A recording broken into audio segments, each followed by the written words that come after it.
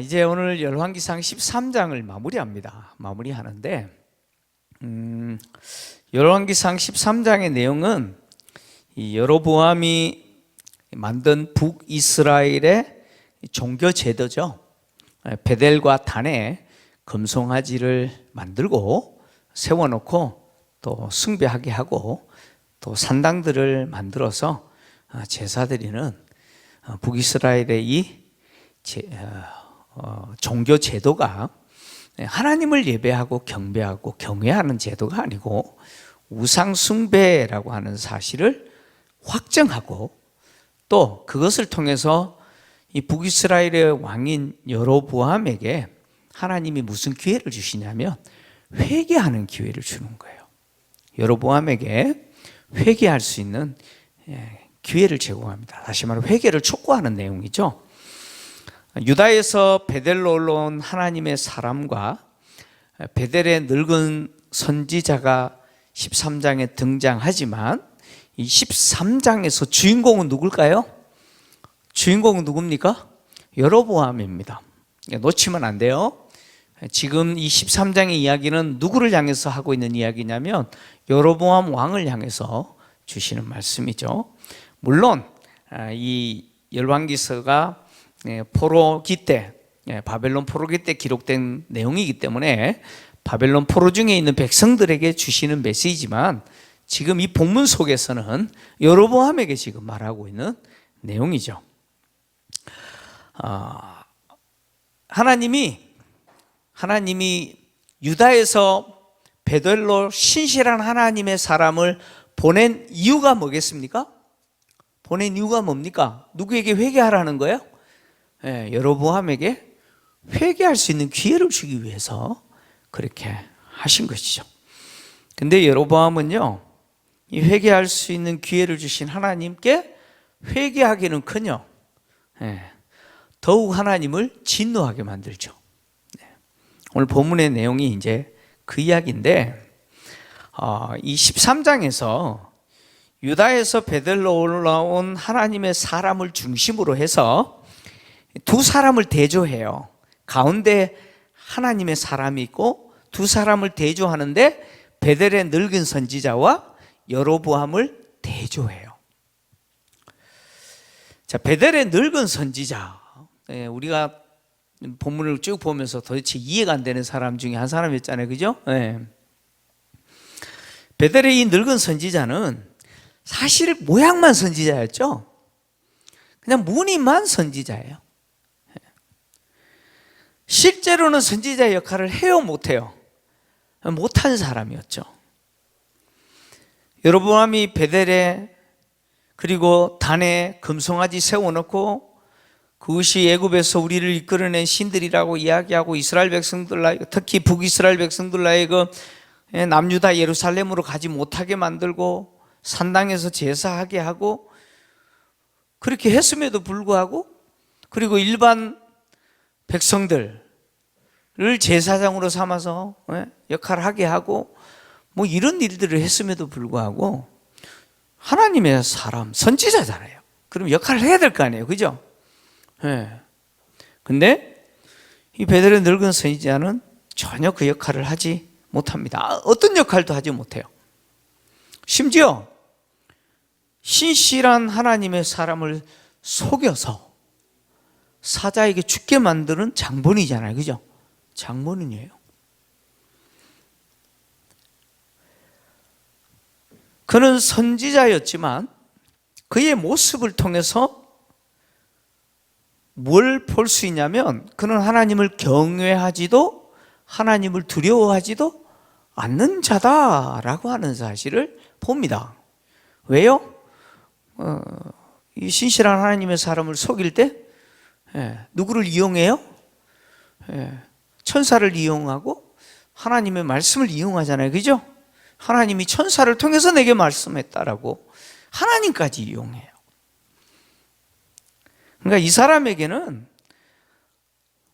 모양은 선지자인데 하나님을 경외하거나 두려워하는 모양이 없어요. 그랬던 이 사람이 하나님의 사람의 죽음을 통해서 뭘 확인합니까? 하나님 살아계시다. 그리고 하나님이 하신 말씀은 반드시 이루어진다. 하나님이 말씀하신 하나님의 말씀은 두려운 말씀이다 라고 하는 사실을 신실한 하나님의 사람의 죽음을 통해서 확인했고, 또 하나님의 사람이 베델의 그 제단을 향하여 선포했던 그 저주가 반드시 이루어진다는 사실을 뭐예요? 믿었죠. 믿었습니다.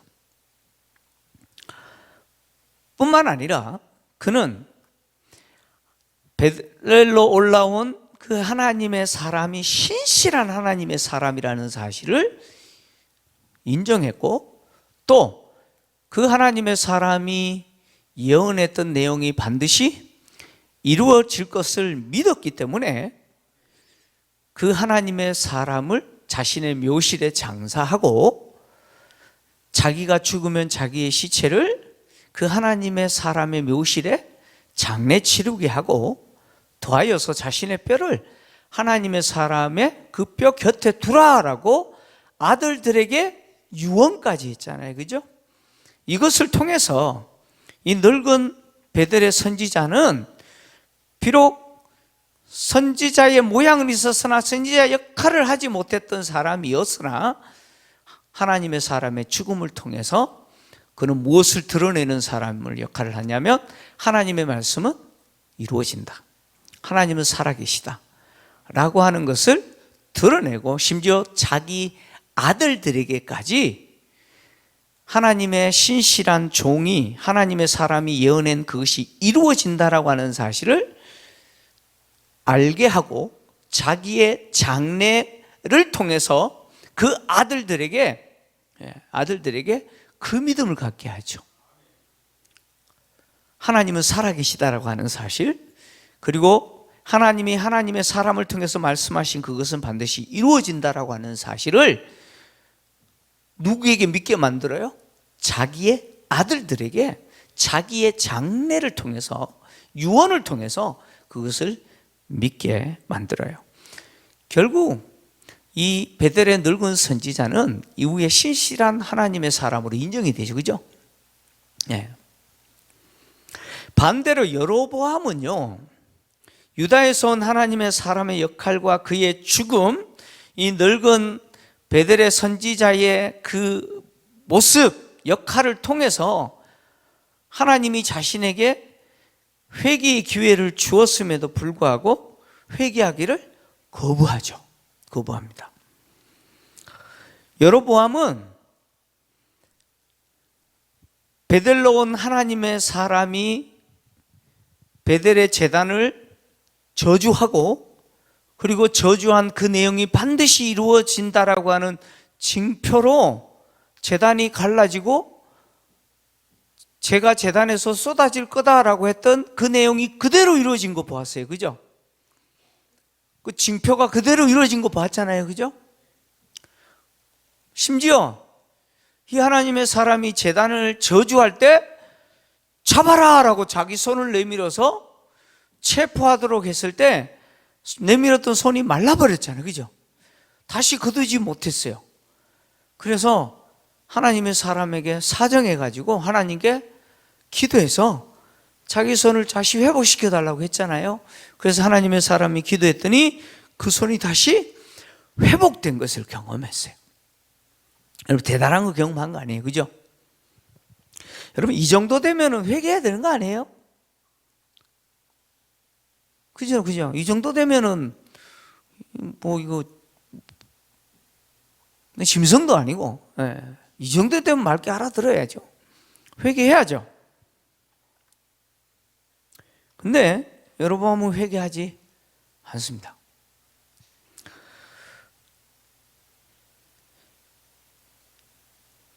자신의 요구, 자신의 집에 가서 쉬어라, 내가 선물을 주겠다고 했던 자신의 요구를 단호하게 거절하고 돌아갔던 하나님의 사람이 베델의 늙은 선지자에게 속아서 죽임을 당한 사건 역시 이 여로보암에게는 심히 두려운 사건이죠. 왜냐하면 하나님의 말씀을 어긴 자가 어떻게 되는지 보여준 사건이죠. 그죠? 신실한 하나님의 사람도 하나님의 말씀을 어기면 이렇게 된다는 거 보여준 거 아니에요. 그죠? 그러니까 여로보암에게 있어서 이것은 대단히 두려운 사건이었어요. 여로보암은 이 하나님의 사람이 죽은 것과 그리고 그 죽음과 더하여서 그 베델의 늙은 선지자가 어떻게 행동했고 그 아들들에게 어떤 유언을 했는지에 대해서 들었을까요? 못 들었을까요? 직접 뭐 눈으로 보지도 못했겠지만 보고를 받았겠죠. 그죠? 왜냐하면 오늘 본문을 보시면 이 일 후에도 라고 시작하죠. 이 일 후에도 라는 표현을 통해서 뭘 전제하고 있냐면 이 신실한 하나님의 사람이 죽은 것과 베델의 늙은 선지자가 어떻게 했는지에 대한 모든 내용을 여로보암이 들었다라는 것을 전제하고 있는 거예요. 그러니까 신실한 하나님의 종이 죽임을 당했고 또 더해서 또 놀라운 현상도 있었잖아요. 어떤 현상이 있어요? 여러분, 하나님의 사람이 사자에게 물려서 죽었잖아요. 근데 그 사자가 어떻게 하고 있었어요? 지나가는 사람들이 다 봤잖아요. 그죠?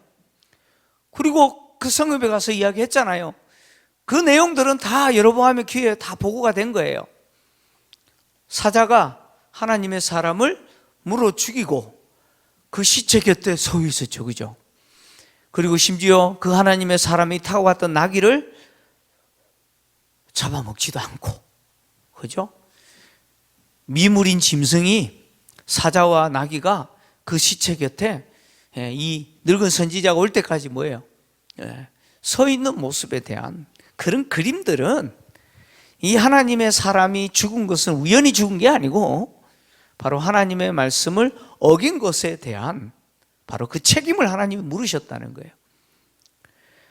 이것은 또 누구에게 전하는 메시지냐면 여로보암에게 전하는 메시지예요. 여로보암에게 지금 하나님의 말씀을 거역한 자가 어떻게 되는지를 보여주고 있는 거잖아요. 그죠? 실제로 보여주고 있는 내용이에요. 그러니까 여로보암은 이런 내용들을 통해서 하나님께 회개했어야 돼요.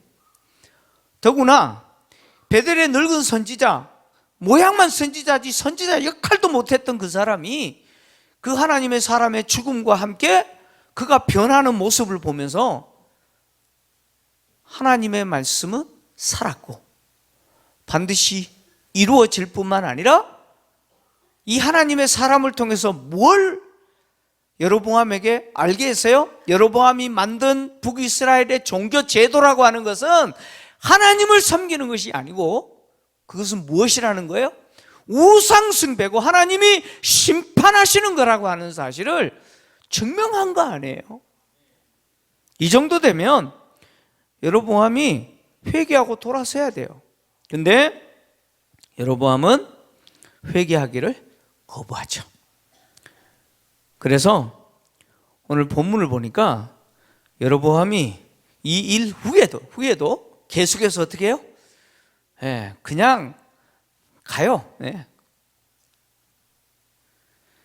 그 악한 길에서 떠나지 않아요. 돌이키지 않아요.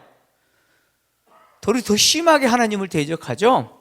무슨 일을 합니까? 다시 일반 백성들을 산당의 제사장으로 삼때 어떻게 삼아요?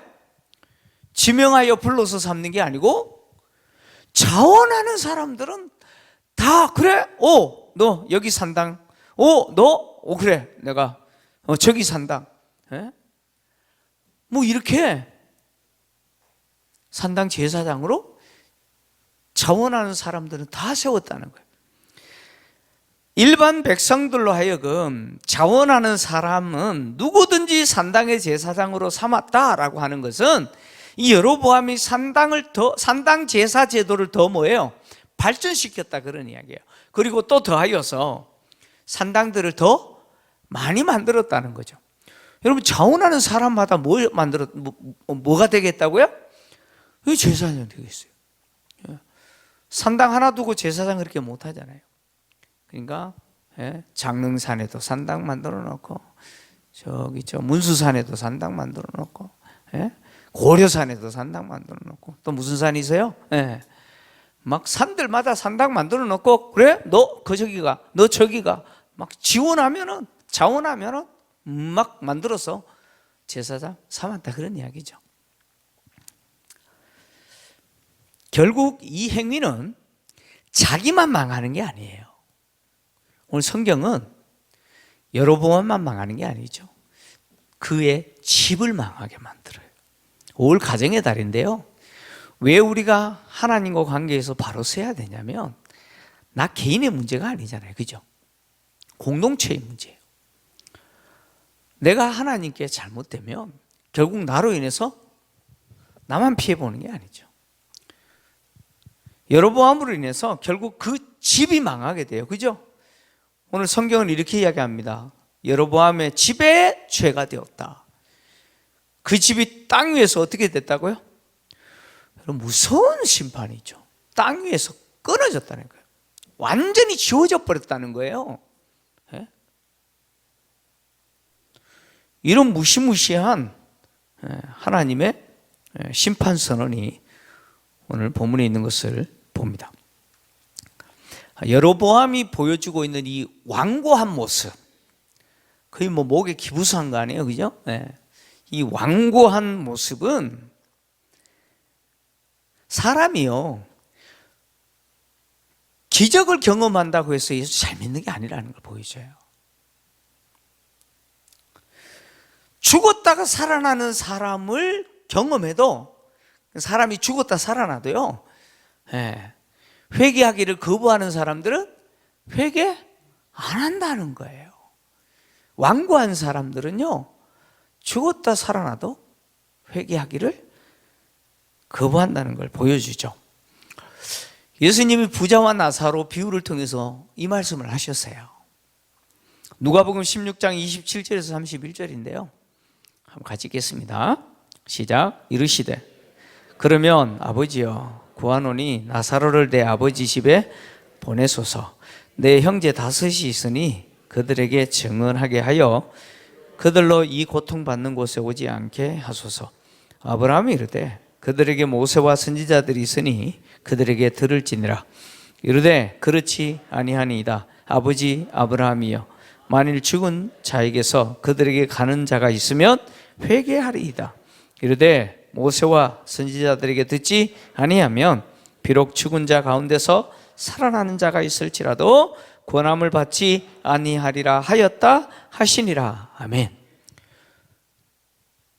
부자는 죽은 나사로가 살아서 다시 돌아가면 땅에 있는 자신의 5 형제가 죽었다 살아난 그 나사로 이야기 듣고 자기가 있는 이 지옥으로 안 올 거라는 거예요, 그죠? 그래서 나사로 다시 보내면 안 됩니까? 보내달라고 요청하죠. 근데 예수님이 하시는 말씀은 모세와 선지자들에게 듣지 않으면 죽은 자 가운데서 살아나는 자가 있을지라도 권함을 받는다 안 받는다? 받지 않는다. 사람이 죽었다가 살아나도요, 안 믿는다는 거예요. 말 안 듣는다는 거예요. 여기서 말하고 있는 모세와 선지자는 구약 성경 아니에요, 그죠? 구약 성경을 이야기합니다. 구약 성경의 말씀 믿지 않는다라고 하는 것은 구약 성경이 누구에 대해서 이야기하고 있어요? 예수에 대해서 이야기하고 있어요. 모세와 선지자와 시편은 예수님에 대해서 이야기하고요. 바로 구약 성경을 통해서 오리라고 약속, 선지자들을 통해서, 모세와 선지자를 통해서 약속하신, 그래서 오신 그 예수를 영접하는 것을 이야기하죠. 그러니까 모세와 선지자의 말도 믿지 않으면 누가 죽었다 살아나도 그 사람 말 안 믿는다는 거예요. 받아들이지 않는다는 거예요. 여러분, 실제로 이런 일이 일어났어요. 실제로 이런 일이 일어났는데요, 똑같은 나사로 이야기예요. 같은 나사로는 아니에요. 오해하지 마세요. 같은 나사로는 아닌데, 나사로가 죽었잖아요, 그죠? 예수님의 비유 속에서 죽은 거지 나사로 말고 마르다와 마리아의 오라버니 나사로가 죽었어요. 근데 그 죽은 나사로를 예수님이 다시 살리셨어요. 며칠 만에 살리셨어요? 퀴즈. 1번 이틀, 2번 3일, 4번 나흘, 5번이 4번인가요? 닷새. 몇 번일까요? 네. 요한복음 11장 39절을 좀 봅시다. 자, 요한복음 11장 39절 같이 읽습니다. 시작. 예수께서 이르시되 돌을 옮겨 놓으라 하시니 그 죽은 자의 누이 마르다가 이르되 주여 죽은 지가 나흘이 되었음에 벌써 냄새가 나나이다. 며칠 지났다고요? 나흘이 됐어요. 그 지역은 더운 나라잖아요, 그죠? 그러면 여러분 냉장고가 있는 것도 아니고 나흘 정도 되면은 어떻게 되죠? 시체가 부패해요. 썩어요. 지금 마르다가 그 이야기 하는 거예요. 그런데 그런 상태에 있는 나사로를 예수님 어떻게 해요? 살리셨어요. 나사로야 나오라 해가지고 살리셨어요. 여러분 이 정도 되면 대단한 기적 아닌가요? 그죠? 금방 죽었다 살아난 것도 아니고 이미 썩고 있는 사람이 살아났어요. 이 정도 되면 놀라운 기적이죠. 이 기적이 일어났을 때 사람들은 두 가지 반응을 보여요. 두 가지 반응을 보여요. 요한복음 12장 9절에서 11절인데요. 자, 같이 읽겠습니다. 시작. 유대인의 큰 무리가 예수께서 여기 계신 줄을 알고 오니 이는 예수만 보기 위함이 아니요 죽은 자 가운데서 살리신 나사로도 보려 함이로라. 대제사장들이 나사로까지 죽이려고 모의하니 나사로 때문에 많은 유대인이 가서 예수를 믿음이로라. 자, 사람들이 두 가지 반응을 보여요. 나사로가 죽었다가 살아났잖아요. 그것도 나흘 만에 살아났어요. 예수님이 이 기적을 일으키자 많은 사람들이 예수님이 다시 마리아와 마르다 집으로 오셨을 때 그 예수님을 보기 위함도 있지만 누구 보기 위해서요? 예수님 다시 살리신 나사로 보려고 왔다는 거예요. 왔는데 왜? 많은 유대인들이 그 사건 때문에 누구를 믿었어요? 예수를 믿었다는 거예요. 와, 예수님은 죽은 자도 살리시는 메시아다 믿었다는 거예요. 근데 이런 일이 있음에도 불구하고 죽어라고 안 믿으려는 사람이 있죠. 누굽니까? 대제사장들이죠. 대제사장들은 누구까지 죽이려고 그래요? 뭐 예수님은 지금 죽이려고 하고 있고, 근데 누구까지 죽이려고 한다고요? 뭐 죽었다가 다시 살아난 나사로까지 죽이려고 한다는 거예요. 왜요? 그 이유가 뭡니까? 많은 유대인들이 예수 믿거든요. 이거 그냥 뒀다가는 이거 큰일 나겠다. 저 죽었다가 살아난 나사로 저 인간 때문에 더 많은 사람이 예수 믿겠다 생각하는 거죠. 그래서 나사로까지 죽이려고 합니다. 여러분 대제사장들처럼 이미 썩고 있는 사람 살려도 안 믿어요. 안 믿어요. 여러분 믿어야 되는 거 아니에요? 이 정도 기적 눈으로 보면은 믿어야 되는 거 아니에요? 근데 안 믿어요. 안 믿어요. 이런 사람들이 있어요. 믿지 않으려고 하는 사람은요, 천지 개벽이 일어나도 안 믿어요. 눈과 귀를 가리고요, 안 보려고 하고, 안 들으려고 하고, 안 믿으려고 하죠. 여로보암이 이런 사람이죠. 그리고 북이스라엘 비롯하여 이스라엘 백성들이 이런 사람이죠. 하나님이 이사야 선지자를 불러요. 이사야서 6장을 보면 이사야 선지자를 부르시잖아요. 그죠? 놀라운 광경을 보여주시잖아요. 하늘의 영광을 보여주시잖아요. 그리고 이사야 선지자를 부르시죠. 누가 나를 위해서 갈고 막 부르시잖아요. 그때 이사야가 나를 보내소서 그러잖아요. 그죠? 하나님이 이사야 선지자를 부르시면서 주신 사명이 뭐냐면 너는 가서 이스라엘 백성들의 눈을 가리게 만들고 귀를 닫게 해라, 이렇게 이야기했죠. 아니, 하나님이 선지자를 불러서 눈을 열게 만들고 귀를 열어서 하나님의 말씀을 듣게 하고 회개하도록 부르셔야 되는 거 아니에요? 근데 이사야 선지자를 부르실 때는 정반대로 부르셨어요. 이사야서 6장 9절에서 10절인데요. 자, 같이 읽습니다. 시작. 여호와께서 이르시되 가서 이 백성에게 이르기를 너희가 듣기는 들어도 깨닫지 못할 것이요 보기는 보아라도 알지 못하리라 하여 이 백성의 마음을 둔하게 하며 그들의 귀가 막히고 그들의 눈이 감기게 하라. 염려하건대 그들이 눈으로 보고 귀로 듣고 마음으로 깨닫고 다시 돌아와 고침을 받을까 하노라 하시기로. 아니, 선지자를 부르실 때 이렇게 부르시는 경우가 도대체 어디 있습니까? 그죠? 자, 물어볼게요. 하나님이 이사야 선지자를 부르지 않으시면 이스라엘 백성들의 눈이 뜰까요? 이스라엘 백성들의 귀가 열려서 하나님의 말씀이 뭔지 깨닫게 될까요? 이스라엘 백성들의 마음이 열려서 하나님이 우리를 향한 뜻은 이것이구나 라고 생각할 수 있을까요? 그거 막으시려고 하나님이 이사야 선지자를 부르셨을까요? 하나님 이사야 선지자 안 불렀으면 이스라엘 백성들이 다 회개하고 마음을 열고 눈으로 귀로 하나님 바라보고 하나님의 말씀에 청종하고 그래요? 아니죠. 이사야 선지자 안 불러도 이스라엘 백성들은 눈이 가려 있고 귀가 닫혀 있고 이미 마음이 어둡고 닫혀 있는 존재들이에요. 근데 뭘 또 가리게 만들고 또 닫게 만들고 또 회개하지 못하게 하고 왜 이렇게 이사야 선지자를 불렀다고 이야기할까요? 오해하시면 안 돼요. 이사야 선지자가 하는 역할이 혹 이스라엘 백성들이 회개하면 안 되니까 눈을 가리고 귀를 닫게 만들고 마음을 닫게 만드는 역할이 아니에요. 그 이야기가 아니고 이런 이야기예요. 여러분, 이제 자녀들을 이렇게 키워보면 눈치가 빠른 애들은 벌써 엄마 아빠의 안색 보면서 큰일 났다, 내가 잘못했구나, 아는 애들 있잖아요. 그죠?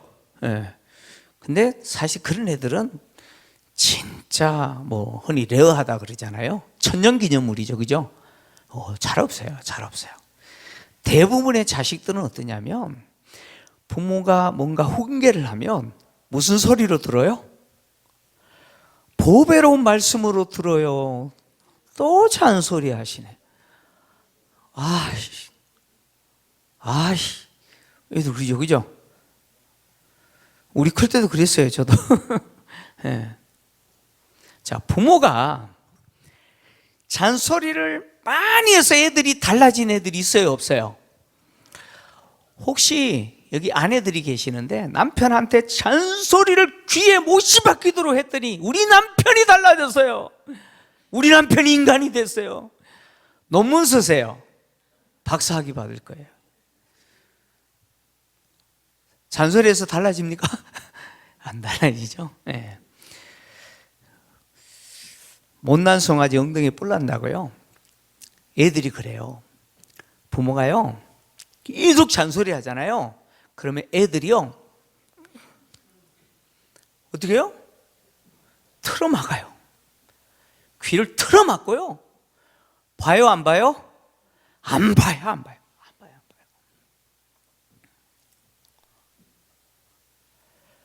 지금 그 상황을 이야기하는 거예요.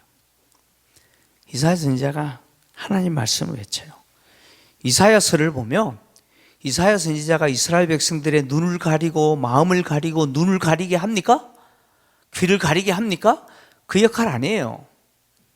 회개를 촉구하고 하나님의 심판의 메시지를 선포하고 회개하라고 그러죠.